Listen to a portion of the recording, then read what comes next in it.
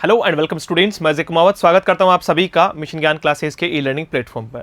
तो चलिए बच्चे शुरुआत करते हैं। आज एक बेहतरीन सेशन की बात कर रहे थे हम एक्टिव एंड पैसिव के रिगार्डिंग, और एक्टिव एंड पैसिव में हमने इंपेरेटिव सेंटेंस को पढ़ लिया था। सर बड़ा मजेदार तरीके से जो चीज़ें हमें क्लियर हुई। हमने बात की इंपेरेटिव सेंटेंस में विद ऑब्जेक्ट और विदाउट ऑब्जेक्ट के एक सेगमेंट की, जहां अगर विदाउट ऑब्जेक्ट है तो आप you are ordered to, requested to या एडवाइज टू की तरफ जा सकते हैं। लेकिन अगर आपका ऑब्जेक्ट है तो फिर दो कैटेगरी में आप जाएंगे, एक आप रिक्वेस्ट और एडवाइस की कैटेगरी में, और दूसरे आप जो है वो ऑर्डर की कैटेगरी में चले जाएंगे। तो ये सारी की सारी बातचीत का दौर हम लोगों ने सीखा इंपेरेटिव सेंटेंस को लेके। फिलहाल आज की सेशन में हम लोग बात करने वाले हैं वॉइस से पूछे जाने वाले उन कुछ क्वेश्चंस के रिगार्डिंग जिनके बारे में बार बार बातचीत की जाती है और स्टूडेंट इनसे कई बार जो है वो रूबरू नहीं हो पाता है। तो कैसे बनते हैं ऐसे कुछ इंपॉर्टेंट जो है वो कॉन्सेप्ट, इनके बारे में हम लोग बात करने वाले हैं आज के इस सेशन में। तो शुरू करते हैं आज के इस बेहतरीन सेशन को और लेकर चलते हैं एक बेहतरीन जो है वो एंड की तरफ। चलिए शुरुआत करते हैं। अगर बात करें सबसे इंपॉर्टेंट कॉन्सेप्ट में से, पहला कॉन्सेप्ट आपका आता है डबल ऑब्जेक्ट। क्या आता है आपका? डबल ऑब्जेक्ट, जिसको आप डाई ट्रांजिटिव वर्ब भी कहते हैं। ठीक है, वर्ब ट्रांजिटिव वर्ब कौन सी? जिसमें सर ऑब्जेक्ट होगा। पहली बात, transitive is that type of verb that has an object. It means with object is called transitive, without object is called intransitive. सबको पता है, वर्ब में भी पढ़ा रखा है। फिर वहां हमने पढ़ा था मोनो ट्रांजिटिव, जहां सर उस वर्ब के साथ में एक ही ऑब्जेक्ट हो तो वो मोनो ट्रांजिटिव है। सर एक से ज्यादा ऑब्जेक्ट हो तो वो डाई ट्रांजिटिव है। वो क्या है? डाई ट्रांजिटिव है। और सर अगर बात करें ऑब्जेक्ट के बाद में कॉम्प्लीमेंट दिया हो, ऑब्जेक्ट के बाद में ऑब्जेक्ट कॉम्प्लीमेंट दिया हो तो फिर वो आपका क्या बनता है? वो आपका कॉम्प्लेक्स ट्रांजिटिव वर्ब बनता है। तो फिलहाल बात कर रहे हैं डबल ऑब्जेक्ट यानी डाई ट्रांजिटिव वर्ब की। अगर डबल ऑब्जेक्ट किसी सेंटेंस में दिए हुए हो तो उस सेंटेंस को बनाने का, पैसिव बनाने का नियम क्या कहता है? जैसे इसमें देखोगे तो सबसे पहले सी इसका सब्जेक्ट हुआ, गेव इसकी क्या हुई? मेन वर्ब हुई। गेव इसकी क्या हुई बच्चे? मेन वर्ब की सेकंड फॉर्म हो गई। मेन वर्ब की क्या हो गई? सेकेंड फॉर्म हो गई। मी इसका ऑब्जेक्ट है और ए पेन भी इसका ऑब्जेक्ट है। सर आपको कैसे पता चला? तुम खुद देख लो भाई।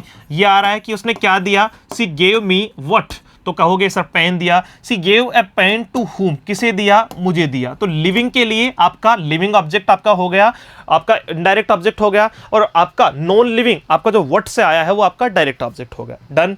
अब देखो, अगर ऑब्जेक्ट दो है तो आपका सबसे पहले क्वेश्चन आता है कि सर किससे बनाए, हमें किस ऑब्जेक्ट को लेकर जो है वो सेंटेंस को फ्रेम करना है। क्यों? क्योंकि वॉइस जब बदलेगा तो वो ऑब्जेक्ट को ही सब्जेक्ट बनाओगे, ऑब्जेक्ट को ही क्या बनाओगे भाई? सब्जेक्ट बनाओगे। तो उस कंडीशन में आपको पता होना चाहिए कि दोनों ही बातें परफेक्ट है, दोनों ही बातें परफेक्ट है। कैसे?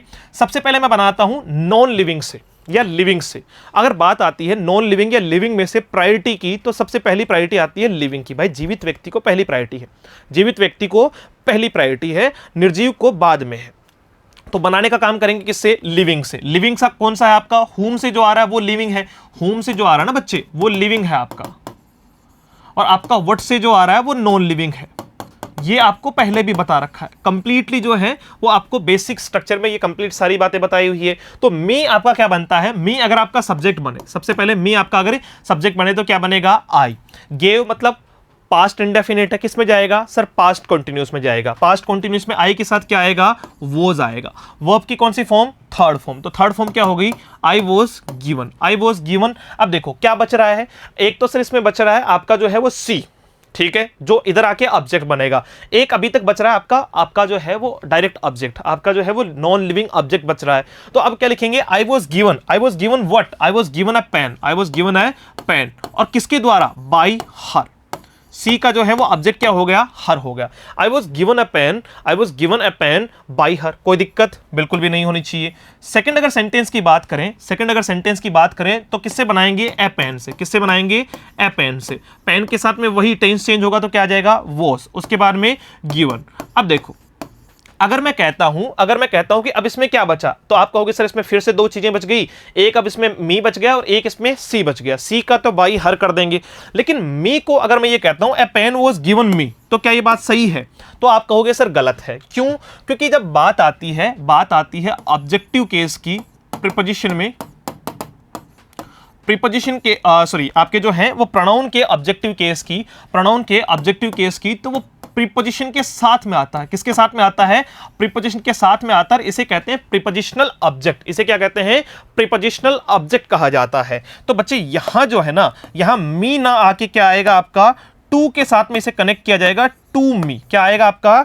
टू मी, और आगे क्या हो जाएगा, बाई हर, क्या हो जाएगा, बाई हर। क्या समझे कि सर दोनों से ही सेंटेंस बनाया जा सकता है। अब आपके माइंड में पहला क्वेश्चन तो ये आया होगा कि सर अगर एग्जामिनर ने दोनों सेंटेंस सेम टू सेम बना के हमें दे दिए तो हम क्या करेंगे। ऐसा नहीं होगा। पहली प्रायोरिटी, फर्स्ट प्रायोरिटी ये है कि दोनों सेंटेंस सेम टू सेम वो नहीं बनाएगा। कहीं ना कहीं इसमें क्या करता है, जैसे मान लो टू यहां से हटा दिया और अकेला मी छोड़ दिया, तो कहीं ना कहीं एरर जरूर छोड़ता है। पहली बात जो है वो एरर जरूर छोड़ेगा। तो ये बात में बिल्कुल जो है वो कंफर्म हो जाओ, दोनों ही सेंटेंस इसके जो है वो सही है। दोनों का एक बार फिर से फ्रेम दिखा देता हूं। सी आपका सब्जेक्ट हुआ, गेव आपकी मेन वर्ब हुई, मी आपका ऑब्जेक्ट हुआ। कौन सा, नॉन लिविंग या लिविंग? तो आप कहेंगे सर लिविंग, क्योंकि किससे आ रहा है, हुम से। और वहीं एपेन आपका नॉन लिविंग यानी व्हाट से आने वाला ऑब्जेक्ट हुआ। आई से बनेगा, आई के बाद में वॉज वर्ब की third form given, I was given what, happen, जो पार्ट बच गया आपका नॉन लिविंग ऑब्जेक्ट का। और उसके बाद में बाई हर।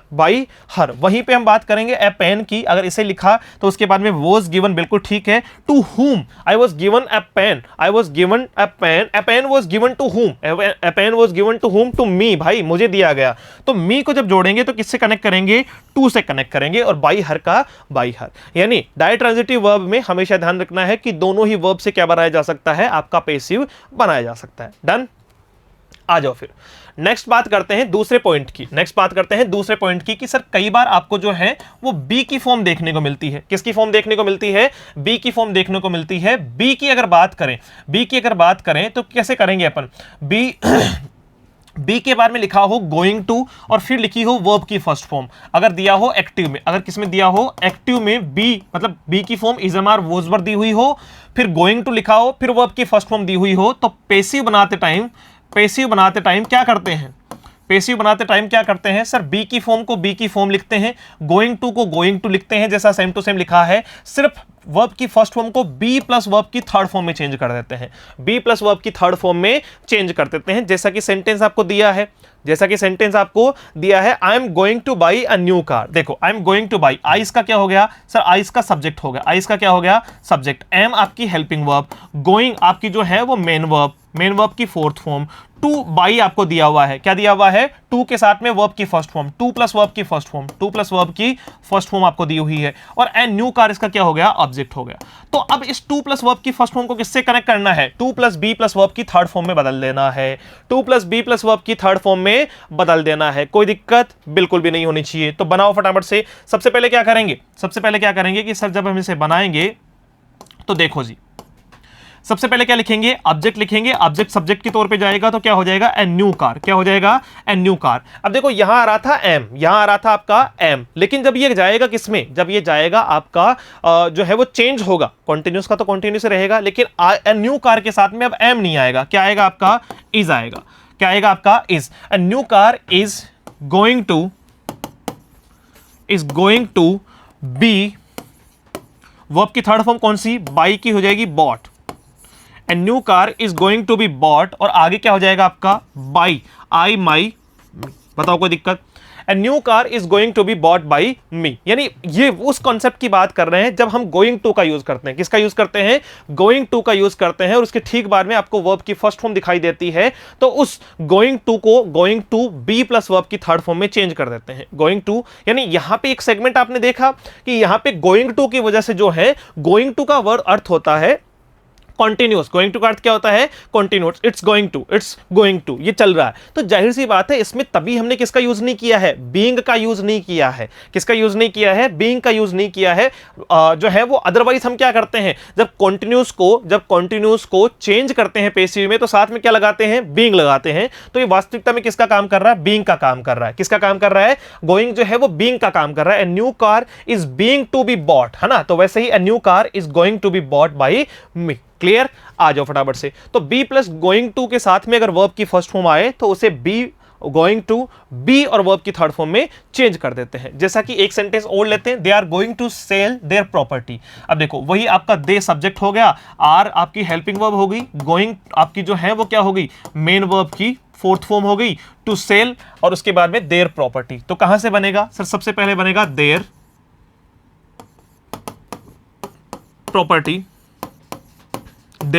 प्रॉपर्टी, उसके ठीक बाद में सर बनेगा आपका इज। क्यों, क्योंकि दे के साथ में आ रहा था, लेकिन प्रॉपर्टी के हिसाब से तो इज आएगा ना। देयर प्रॉपर्टी इज गोइंग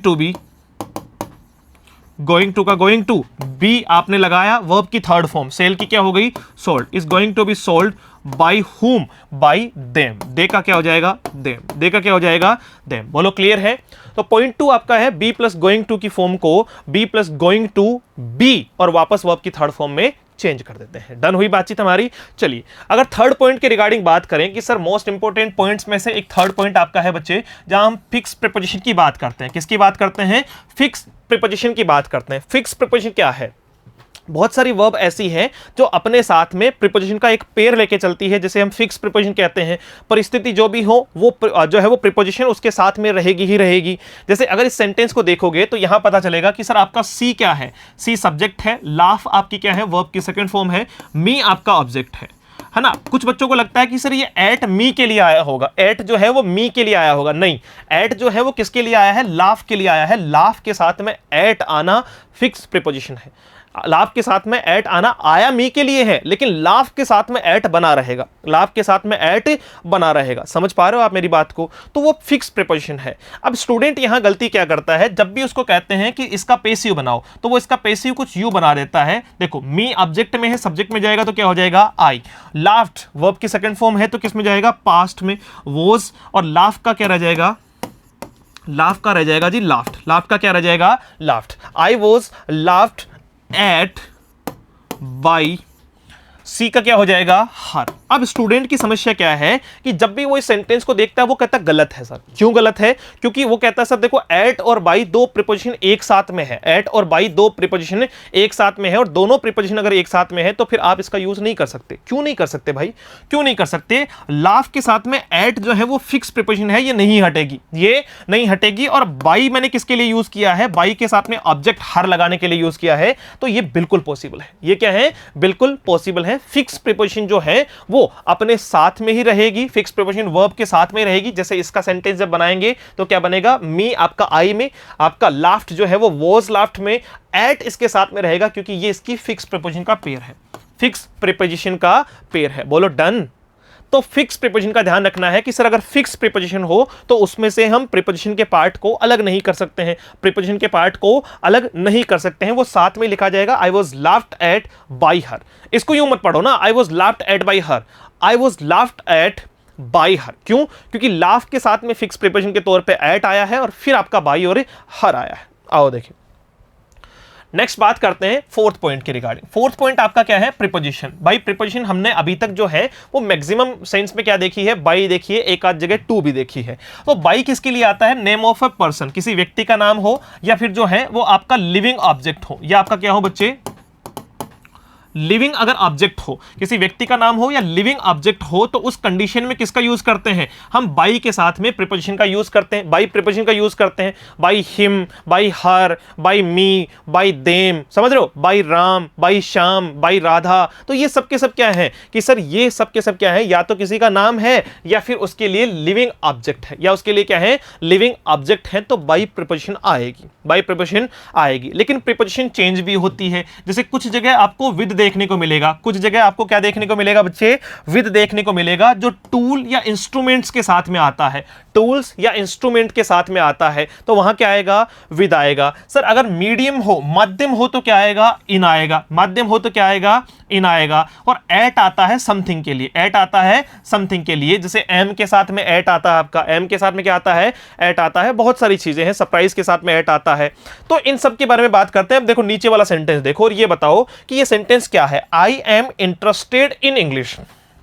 देखो इजएमआर के साथ में वर्ब की थर्ड फॉर्म कब लग सकती है, इजएमआर या वॉजवर के साथ में वर्ब की थर्ड फॉर्म कब लग सकती है सर, जब ये पेसिव होगा, जब ये क्या होगा, पेसिव होगा। तो पेसिव की वजह से बच्चे यहां पे क्या लगा हुआ है, पेसिव की वजह से यहां पे क्या लगा हुआ है, देखो एम के साथ में इंटरेस्टेड लगा हुआ है, फिर कहां, इन इंग्लिश। तो मैंने यही तो कहा कि मीडियम के लिए इंटरेस्ट के साथ में क्या आता है, इन आता है, इंटरेस्ट के साथ में क्या आता है बच्चे, इन आता है। तो इन चीजों का भी ध्यान रखना है कि सिर्फ बाई, हालांकि हम लोग बहुत सारे जो है वो नंबर ऑफ क्वेश्चंस करेंगे तो हम सीखेंगे भी कि सर प्रीपोजिशन और अलग अलग कैसे हो सकती है।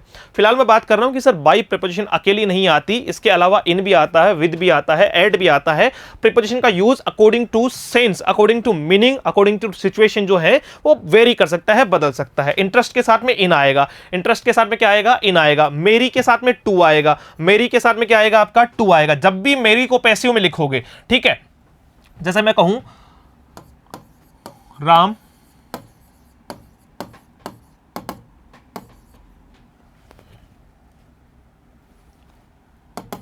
मैरिड सीता, तो ये सेंटेंस एक्टिव का है और ये सही है, ये सेंटेंस एक्टिव का है और ये सेंटेंस सही है, कोई दिक्कत नहीं है। लेकिन इसी को मैं लिखूंगा पैसिव में, तो मैं क्या लिखूंगा, सीता। अब देखो मैरिड मतलब वर्ब की सेकंड फॉर्म, तो किस में जाएगा, was married, Sita was married. अब मुझे बताओ बाई राम या टू राम, तो क्या कहेंगे, टू राम। तो याद रखिएगा इस बात को, याद रखिएगा इस बात को। बहुत सारा बच्चा कंफ्यूज्ड है कि सर मैरिड के साथ में विद आता है, टू आता है, क्या आता है क्या नहीं आता है।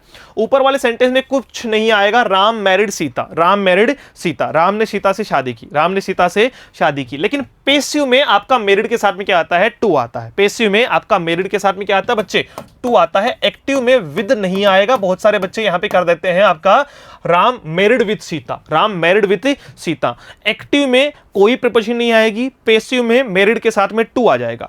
जैसे इंटरेस्ट के साथ में क्या आया है, इन आया है। अब इसका अगर मान लीजिए मैं कहूं कि एक्टिव बनाओ, तो एक्टिव बनाएंगे तो उल्टे नियम चलाने पड़ेंगे, इसको आपको सब्जेक्ट में ले जाना पड़ेगा। तो सब्जेक्ट के तौर पे क्या हो जाएगा, इंग्लिश। उसके बाद में कहां से कहां बना है, सर अगर ये प्रेजेंट कॉन्टिन्यूस है तो इसका मतलब ये किस में होगा, ये किस में होगा, प्रेजेंट इंडेफिनिट में होगा। तो इंटरेस्ट आपकी वर्ब है, तो इंटरेस्ट के साथ में आपका क्या लग जाएगा, एस लग जाएगा। इंग्लिश, इंटरेस्ट और मी आपका ऑब्जेक्ट हो जाएगा। क्यों, क्योंकि आई ऑब्जेक्ट में आएगा ना। अब देखो मी का सब्जेक्ट बना आई, प्रेजेंट इंडेफिनिट प्रेजेंट कंटीन्यूअस में गया, आई के साथ एम, वर्ब की थर्ड फॉर्म इंटरेस्टेड, किसमें, बाई प्लस ऑब्जेक्ट। लेकिन बाई के बाद में ऑब्जेक्ट लगाते टाइम पता चला कि इंग्लिश एक मीडियम है, माध्यम है, तो उसके लिए इन लगाएंगे। क्या लगाएंगे, इन लगाएंगे। डन हुई बातचीत। आओ फिर फटाफट से देखते हैं पॉइंट नंबर 5।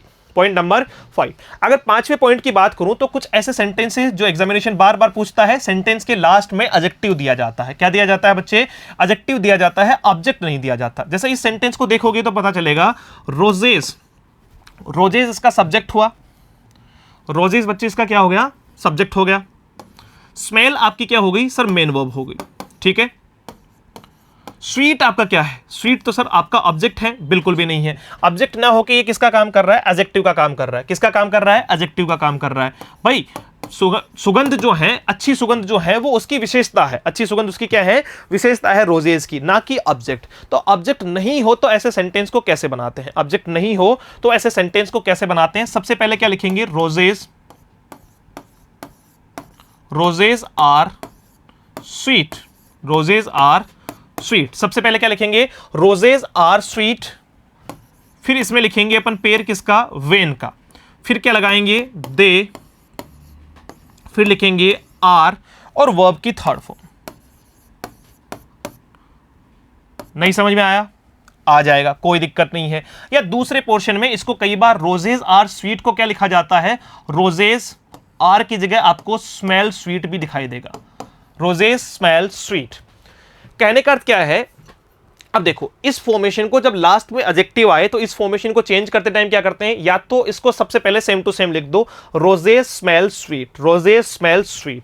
फिर किसका पेयर लगाएंगे, सर वेन लगाएंगे। क्या लगाएंगे, वेन। अब ये देखना है कि दिया हुआ सब्जेक्ट सिंगुलर है कि प्लुरल है। ये तो रोजेस तो प्लुरल है, प्लुरल है तो आपका दे आएगा, दे आएगा तो आपकी वर्ब भी आर हो जाएगी, और स्मेल की थर्ड फॉर्म क्या हो जाएगी, स्मेल्ट हो जाएगी। क्या हो जाएगी, स्मेल्ट हो जाएगी। या कई बार आपको आर के बजाय स्मेल भी दिखाई देता है। जैसे नीचे वाले सेंटेंस में क्या है, salt test bitter.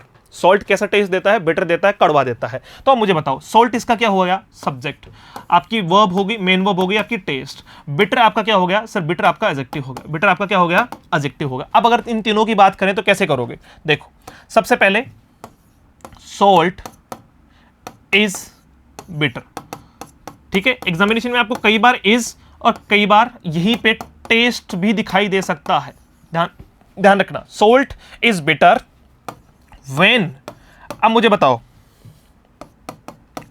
It is tested सही है या दे आर टेस्टेड सही है। तो आपके मन में आ रहा होगा कि सर इट इज टेस्टेड लिखो। क्यों?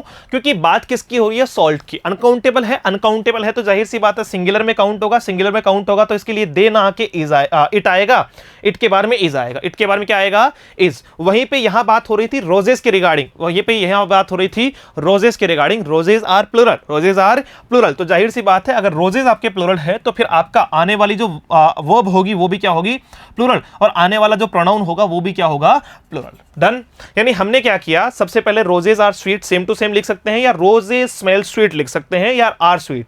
फिर हमने वेन लगाया, फिर इस जो सब्जेक्ट था इसका हमने क्या किया? इसका प्रोनाउन लिखा। ये जो आपका नाउन था, गिवन नाउन था, रोजेस का हमने दे लिखा, वैसे ही सोल्ट का हमने इट लिखा। उसके बाद में वर्ब लगाई अकॉर्डिंग टू इट, यानी दे के अकॉर्डिंग आर और आपका सोल्ट के अकॉर्डिंग इज। और फिर क्या लगा दिया अपन ने? वर्ब की थर्ड फॉर्म। स्मेल की स्मेल्ट हो गई और टेस्ट की टेस्टेड हो गई। टेस्ट की क्या हो गई?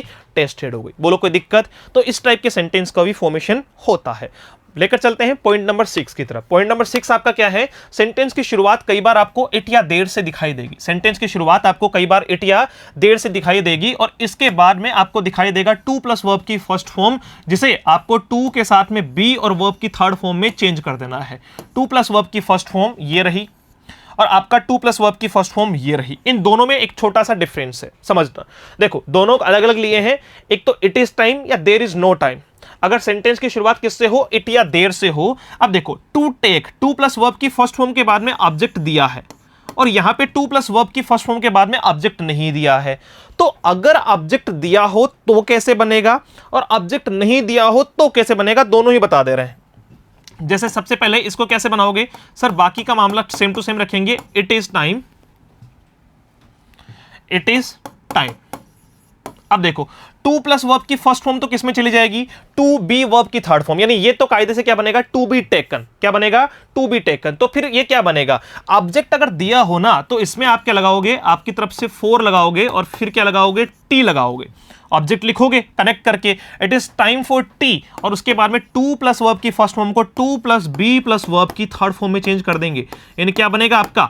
It is time for tea to be taken, it is time for tea to be taken. क्या किया? ऑब्जेक्ट दिया है तो ऑब्जेक्ट को पहले लिखा, फोर के साथ में कनेक्ट किया और टू प्लस वर्ब की फर्स्ट फॉर्म को टू बी प्लस वर्ब की थर्ड फॉर्म में चेंज कर दिया। इसमें ऑब्जेक्ट नहीं है ना, इसमें ऑब्जेक्ट नहीं है। अगर इसमें ऑब्जेक्ट नहीं है तो फिर हम क्या करेंगे? सर हम इसको सीधे सीधे तौर पे क्या बना देंगे?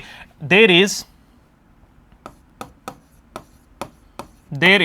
No time, there is no time. Same to same लिख दिया। टू वेस्ट, तो टू प्लस वर्ब की फर्स्ट फॉर्म को टू बी और वेस्टेड। बताओ इसमें तो कोई दिक्कत है ही नहीं। अगर सेंटेंस की शुरुआत इट या देर से हो रही हो, सेंटेंस की शुरुआत इट या देर से हो रही हो और टू प्लस वर्ब की फर्स्ट फॉर्म दिया हो तो to plus be plus verb की थर्ड फॉर्म में चेंज कर देंगे। और टू प्लस वर्ब की फर्स्ट फॉर्म के बाद में ऑब्जेक्ट दिया हो तो उस ऑब्जेक्ट को पहले कनेक्ट करेंगे फोर से, फोर टी, और उसके बाद में क्या लिख देंगे? टू बी प्लस वर्ब की थर्ड फॉर्म लिख देंगे। क्लियर? इसके बारे में एग्जामिनेशन बहुत बार पूछता है। बात करते हैं लास्ट पॉइंट के रिगार्डिंग कि सर जब डबल क्लॉज में सेंटेंस पूछ लिया जाता है, डबल क्लॉज में सेंटेंस पूछ लिया जाता है, जैसे यहां बात करें पीपल से, आपकी एक क्लॉज हुई that he is a sky. अच्छा स्काई नहीं है, ये स्पाई है, जासूस जिसको कहते हैं। क्या कहते हैं? जासूस जिसको कहते हैं बच्चे। अब बताओ तो देखिए, people say that he is a spy, he is a spy. तो देखो पीपल से अगर इस टाइप के सेंटेंस में आता है that he is a spy, he is a spy, तो चेंज करते टाइम हम क्या करते हैं? सबसे पहले इसी को चेंज करेंगे। सबसे पहले क्या करेंगे? इसी को चेंज करेंगे। देखो पीपल से, पीपल इसका सब्जेक्ट हो गया, एक ही क्लॉज को चेंज करते हैं हम, फर्स्ट क्लॉज को। उसके बाद में ये आपका क्या हो गया? सर मेन वर्ब हो गई। तो मुझे बताओ चेंज होगा तो क्या होगा? सर सबसे पहले ऑब्जेक्ट लिखा जाएगा। ऑब्जेक्ट इसमें नहीं दिया हुआ तो क्या लिखते हैं? अपनी तरफ से क्या लगाएंगे? इट लगाएंगे। क्या लगाएंगे? इट लगाएंगे। उसके बाद में क्या लिखेंगे? इज। उसके बाद में वर्ब की थर्ड फॉर्म क्या हो गई? सेड। कहां से आई? सर देखो से प्रेजेंट इंडेफिनिट था, प्रेजेंट इंडेफिनिट प्रेजेंट कॉन्टिन्यूअस में चेंज होगा, तो कॉन्टिन्यूअस में चेंज होगा तो इट के साथ में इज आ गया। इट के साथ में क्या आ गया बच्चे? इज आ गया। कोई दिक्कत नहीं है, इट के साथ में क्या आ गया? इज आ गया। वर्ब की कौन सी फॉर्म? Third form. से की थर्ड फॉर्म क्या होती है? सेड होती है। It is said, it is said, फिर आपका आगे क्या आ जाएगा? That. It is said that he is a spy, he is a spy. तो सेंटेंस आपका क्या बनेगा? It is said that he is a spy, it is said that. अच्छा आपको लगा होगा सर बाई पीपल कहां गया? पीपल जो है वो आपका क्या है? माना हुआ है, आपका जो है वो जिसको क्या कर सकते हैं अपन, रिलेट कर सकते हैं, स्किप कर सकते हैं। जैसे समवन हुआ, समबडी हुआ, इनको क्या किया जा सकता है, सेंटेंस में ये अंडरस्टूड हो सकते हैं, सेंटेंस में ये क्या हो सकते हैं, अंडरस्टूड हो सकते हैं। तो हमने सिर्फ इसी का फर्स्ट क्लॉज का ही सेंटेंस बनाना है, बाकी सेम टू सेम लिख देना है। It is said that he is a spy, it is said that he is a spy. ये बातचीत हुई हमारी किसके रिगार्डिंग, वॉइस के उन कुछ महत्वपूर्ण नियमों के रिगार्डिंग जिन पे हमने बात की और ये समझने का प्रयास किया कि वॉइस को किस एक अच्छे लेवल पर हम समझ सकते हैं। फिलहाल हम बात करेंगे एक नए सेशन में, एक नए जोश, जुनून और ऊर्जा के साथ में मिलते हैं। Thank you so much, have a great day, see you soon in the next session. जय हिंद।